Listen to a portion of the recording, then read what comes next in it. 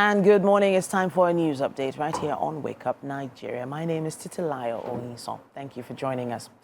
President Bola Tinubu has rejected a bill that seeks to raise the retirement age of civil servants working in the National Assembly. The decision of the president is contained in a letter read by the Senate President Godswill Akpabio on the floor of the upper legislative chamber on Tuesday. President Tinubu commended the lawmakers for their effort in drafting, consideration and passage of the bill. The president did not give specific reasons for turning down the bill, which had generated a lot of controversy. The Senate had in February rejected the bill, but reconsidered and passed it in concurrence with a similar one passed in the House of Representatives. The bill seeks to increase the retirement age to 65 years or 40 years of service, whichever comes first. The existing law prescribes 60 years or 35 years of service for retirement. Upon thorough examination and careful consideration, I have decided to withhold my assent to the bill. This decision is made in accordance with the powers vested in me by the Constitution of the Federal Republic of Nigeria. I wish to express my sincere appreciation for the diligent work of the Senate with regards to the drafting and passage of this bill. However, I trust that this decision will be received with understanding and acceptance.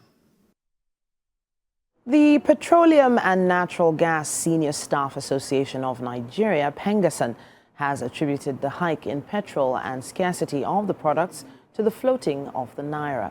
The senior oil workers made their position known at a press briefing in Lagos.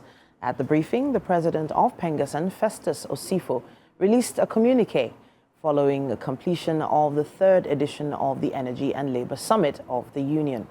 The communique highlighted solutions to various challenges facing the oil sector, which include crude oil theft, the need for amendment of the Petroleum Industry Act, application of artificial intelligence in the oil and gas industry, the need for actualization of the Nigeria Gas Master Plan, among others.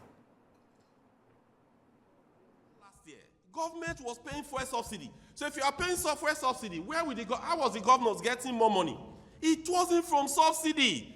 It was from devaluation. That is why you see FROIS declaring more naira, that they have made trillions of naira within a little time.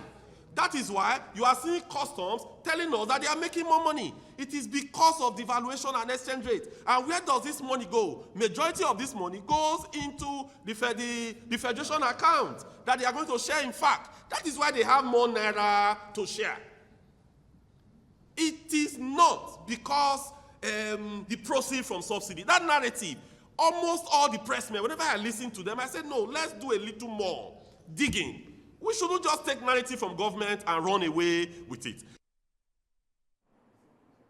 Outside Nigeria, Lebanon's health minister says hospitals are struggling to cope with the number of casualties following days of Israeli strikes. Dr. Firaz Abiad said Monday the deadliest day in Lebanon since the end of the civil war in 1990 was carnage. The health ministry says more than 550 people, including 50 children, have been killed in the Israeli strikes. In a direct address to Lebanese civilians, Israeli Prime Minister Benjamin Netanyahu says, "Our war is not with you. Our war is with Hezbollah." Earlier, Israel said it had killed a Hezbollah commander in a strike in Beirut. Lebanon says 6 people were killed and 15 were injured.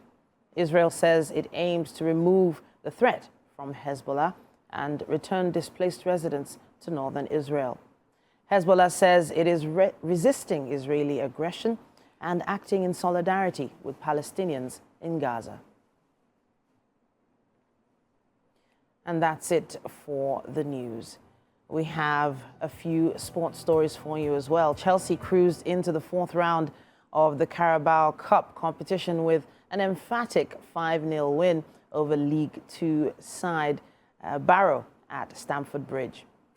Christopher Nkunku scored a hat-trick, with Pedro Neto and João Felix adding to the tally to make it 5-0.